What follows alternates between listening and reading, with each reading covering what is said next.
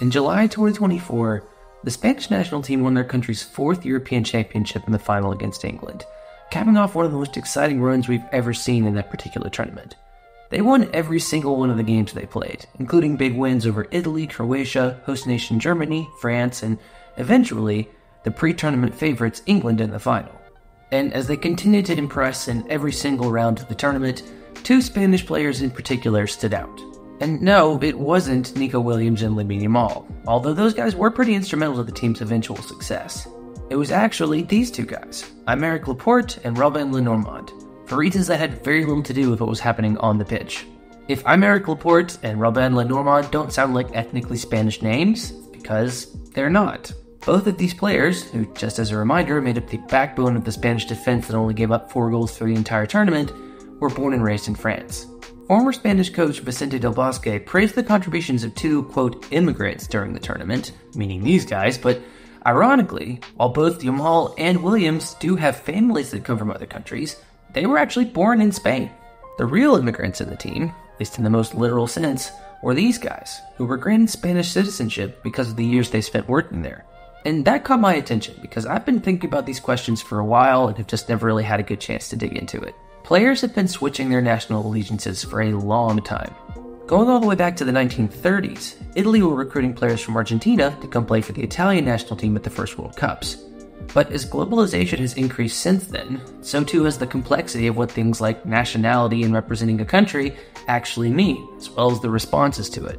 Many countries have complicated relationships with who's represented them over the years for a variety of reasons. And if you think we're safe from criticism here, my fellow Americans, then you're wrong, because while we do historically have the highest numbers of dual nationals, we also have plenty of our own people, including all-time leading goal scorer Abu Wambach, questioning the effects that's had on our team's performance. I have always wondered why there appear to be such strong feelings towards national representation in sports, and like any good nerd would, that made me want to seek out an answer. But that was harder to find than I thought. Abstract concepts like identity and nationality can be pretty hard to pin down and quantify, which makes academic types pretty uncomfortable about choosing them as their research area. But I did find one brave soul who was willing to try. Dr. Gijsbert Oonk is a history professor at the University of Rotterdam in the Netherlands, who usually looks at things like migration, citizenship, and identity. And while researching something completely different, he got curious about this question too, only to come to a similarly dissatisfying conclusion. I was working on entirely different projects as a historian. I was working on South Asia and African history and migration and citizenship, but nothing with sport at all. But I'm a sport lover, not just football, but other stuff as well. Somehow in my mind there was always this idea, I have to read that book about this. And then slowly I figured out that book is not there. The main issue with this type of research is that we usually understand it through case studies. That's what I started this video off with, and there was a reason for that. It's a lot easier to wrap your head around a complicated issue when the sample size is just a handful, or even just one. But to understand what's going on in the big picture, you have to think a lot bigger than that. Thankfully, that kind of analysis is what Dr. Oonk usually does all the time.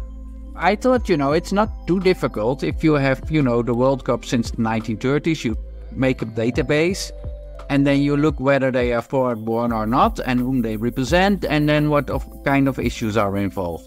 Dr. Oonk and his team wanted to answer a very simple question, and it's right there in the title of the paper.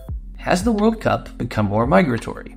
Their prediction was that as the world has become more global, more players in international football tournaments will be representing countries they weren't born in, which makes a lot of sense. That's exactly what I thought too, but when they started crunching the numbers, the data didn't exactly match up with what they expected. My hypothesis was really, okay, so this foreign-born athletes representing a country in which they were not born is something that might emerge in the 1990s and then, would increase. That would be my major hypothesis. But when we started counting, we didn't find that. What they found instead was that foreign-born representation in tournaments correlated much more strongly with migration trends in general, and that the presence of certain countries in those tournaments, such as Turkey or Morocco, also raised the overall rate. In other words, there actually hasn't been an increase in foreign-born players in international tournaments, even if it might seem that way. At any given point in their analysis, which goes all the way back to the first World Cup in 1930, the percentage of foreign-born players has consistently stayed between 8 and 12%. But that turned out to be more the start of a discussion than the end of one. FIFA's rules about who's eligible to represent a particular country are about 4 pages long, and full of stipulations and provisos and all sorts of other legal terms that I'm not really interested in or qualified to explain. But generally speaking, they would like you to have some type of connection to the country that you want to represent, particularly when it comes to citizenship. Citizenship sounds like one of those terms that would be pretty easy to define, like you're either a citizen of the country or you're not, but as anyone who's tried to become a citizen of this country will probably tell you, it is anything but straightforward. In most countries of the world nowadays, and I'm talking about countries, about nation states, usually there are 3 ways that you can gather citizenship. One is the American way, which is when you are born there. Then the second way, which is more German way, is if you have some kind of ancestry that is a German. And then nowadays there is a third one, which is called ius nexi. And that is if you are a migrant, but you contribute to a country being a worker for, say, 5 years or more, or 7 or 10, the rules are different, you are allowed to local citizenship, which is called ius nexus. And if that last one sounds like the most tenuous of the 3, you are correct, and put a pin in that, because we're going to come back to it. But those are the kinds of things that get considered when determining whether or not somebody can actually represent a country. The hard rules, if you will. But I would suggest that there are also some softer rules about citizenship that determine things like opinion or the perception of that citizenship. According to Dr. Oonck's model, there are 3 sorts of levels of citizenship that athletes, or anyone else I guess, can achieve. Thick citizenship, thin citizenship, and in between. Thick citizenship is pretty straightforward. For instance, I would have thick citizenship in the US because I was born here. My parents were born here, and I meaningfully contribute to the US in some way. Or at least I'd like to think I do. No one's really going to argue where the goalposts are on that, or on thin citizenship for that matter, which is where an athlete has no prior relationship with the country before representing them. For example, a Ethiopian runner that represents Qatar or Bahrain. No connection, no work, no whatever, no. Qatar went out, just said, here is $1 million, you come with us, you get a passport, and then represent us at the Olympics. That's the thin variation. Many of you have probably seen Becky Hammon's name in the headlines for other reasons recently, but a few years before her coaching career started, she represented Russia at both the 2008 and 2012 Summer Olympics, despite being born in South Dakota and having no family connection to Russia whatsoever, or at least none that I could find on Wikipedia. It's considered thin citizenship because of the nature of the relationship. Becky Hammon wanted to play in the Olympics, and the Russian government and an Olympic federation were all too happy to provide the opportunity for a 4-time WNBA All-Star to do just that. So those are the 2 extremes, representation based on having all of the connections to a country, and representation based on having no connection to the country aside from the sport itself. But there is a third option where things get significantly murkier, and that's in-between citizenship. In-between citizenship is some combination of all the different types of eligibility that we've already discussed, but even though it's technically a stronger connection to a place than thin citizenship, the lack of clear boundaries on where it starts and stops makes it significantly more open to debate. And believe me when I say that people do debate it. Let's go back to our friend Aymeric Laporte for a minute. He's considered Spanish not only because of his work history in the country, but also because of his family history. That's how he was able to start his career at Athletic Bilbao, who have a rule about only allowing players from the Basque Country into their team. He has blood ties to Spain, jus sanguini, and material ties to it as well. But whether or not you think that qualifies him to be Spanish depends on how much citizenship capital you think those things actually get him. We've talked a good bit about the broader ideas of what citizenship in sports looks like, but that question of what counts as citizenship is right at the center of all of them. Does having great-grandparents who lived in a country give you more credit towards being a citizen than a job you've had for a few years? Yunus Musa is one of our best midfielders right now, but he's only eligible to play for the US because he was born here while his mother was on vacation. Does that make him more American than the players who weren't? Well, like a lot of this stuff, the answers to that are complicated and pretty dependent on context, and more than anything else, really depend on who you ask. One of the most interesting examples of this to look at is the Moroccan national team. These guys made it all the way to the semifinals of the World Cup in 2022, but based on how the team was assembled, it's pretty impressive that they were able to get any kind of cohesion at all. This is what Dr. Oonk refers to as a diaspora team. Out of their entire 26-man squad, only 12 were born in Morocco, and none of them played there professionally. And that was actually an improvement of sorts from the previous World Cup. In Russia in 2018, there were only 6 players born in Morocco on the team. Most were born and raised in France, or the Netherlands, or Spain, or in some cases, even further afield than that. And as you might expect, that created a pretty eclectic atmosphere once they all got together. Some of them were Muslims, others were not Muslims. Some of them come, from other areas.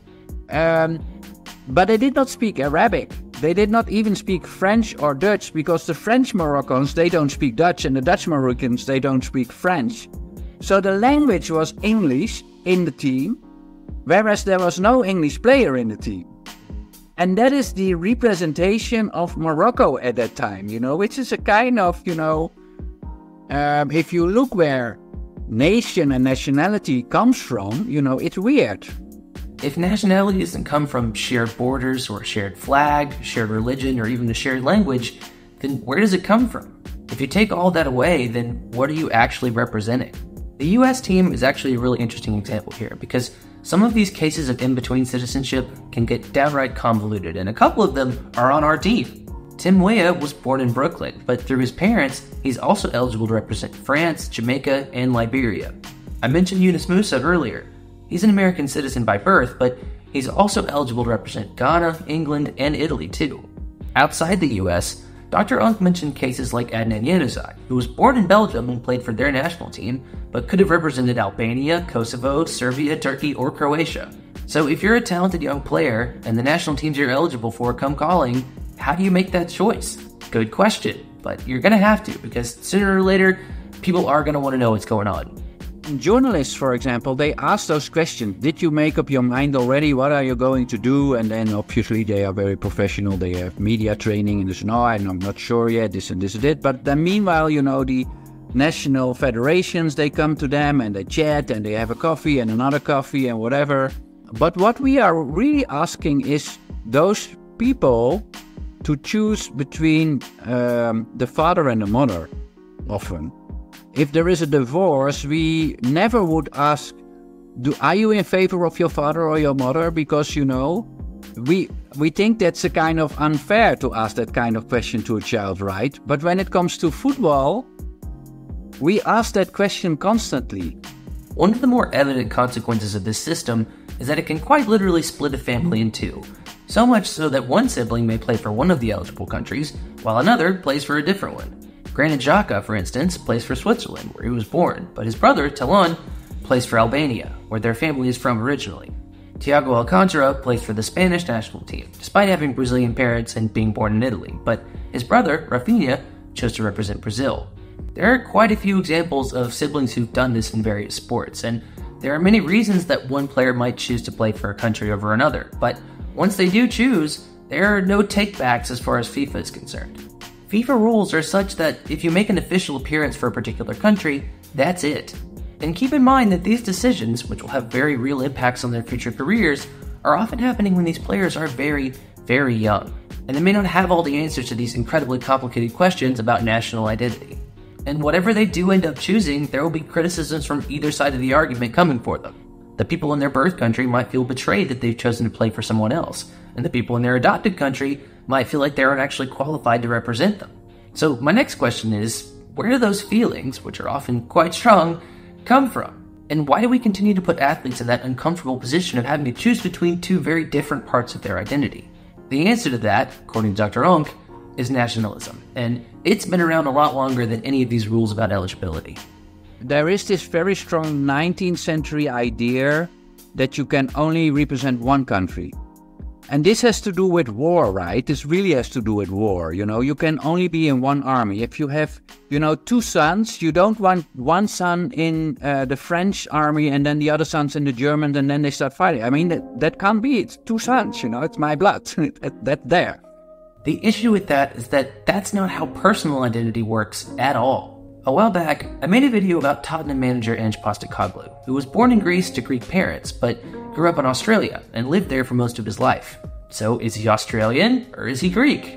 Because by FIFA's definition, you have to pick one and stick with it. But the answer is pretty clearly both. Like if you asked Big Ange whether he's Greek or Australian, I'm pretty sure he would just hit you with one of these kind of looks.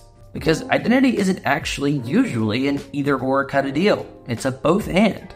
And when Dr. Oonk looked into these questions in his home country of the Netherlands, especially when it came to Moroccan immigrants, that's exactly what he found too. But they are really complete with one foot in Morocco and one foot in the Netherlands. That's what makes them complete. That's who they are. They have gone to school here, but they have family in Morocco. They go every summer to Morocco, or the parents, the grandparents come from Morocco. They are born and raised there. That's their family. And then there is this question of, you have to make a decision.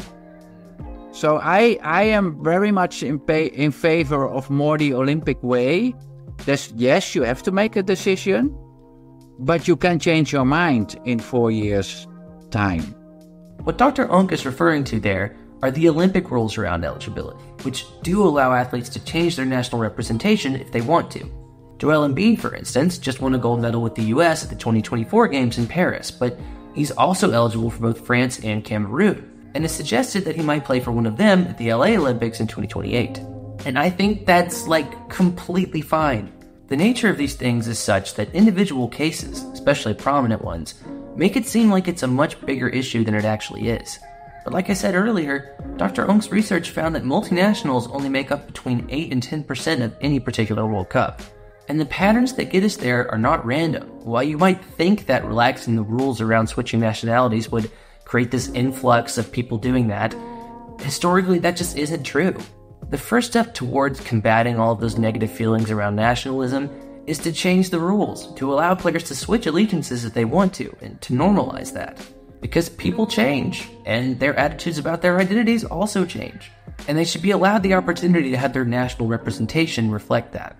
I'm not saying that they should just be able to do this willy-nilly, or that there don't need to be any rules at all. There just need to be less restrictive ones. Would I be upset if Flo Balogun decided to switch back to playing for England? Or if Christian Pulisic showed up to the next World Cup in a Croatian jersey instead of a US one? Of course. But if we're going to talk about things like representation and cultural identity, we have to remember that these players are also representing themselves and their own cultural identities when they make these decisions. Being Spanish or being French means something very different to people like Aymeric Laporte than it would to most people from those countries. Currently, being Spanish means being European champions, and for that reason and many others, I think they're probably pretty grateful to have gotten the opportunity to embrace that part of themselves. And my hope is that in the future, players all over the world will get to do exactly the same.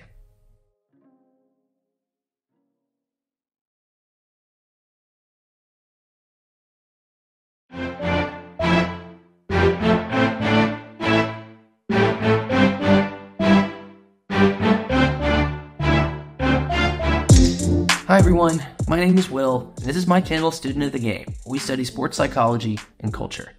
This was a bit more of a niche one, but a necessary one given a lot of the conversation that was happening around the Euros. As always, I've got to say a big thank you to our guest, Dr. Oonk, for guiding me through it, because he is one of the world's foremost researchers on this topic, and couldn't have done it without him. I'll link some of his work in the description of the video so you can check it out for yourself, but if you enjoyed the episode, please do give it a like and let both of us know in the comments. We'll be back in a couple of weeks with some more research from another very smart person, but until then, I've got to head out. Once again, I'm Will, and this is Student of the Game. Bye!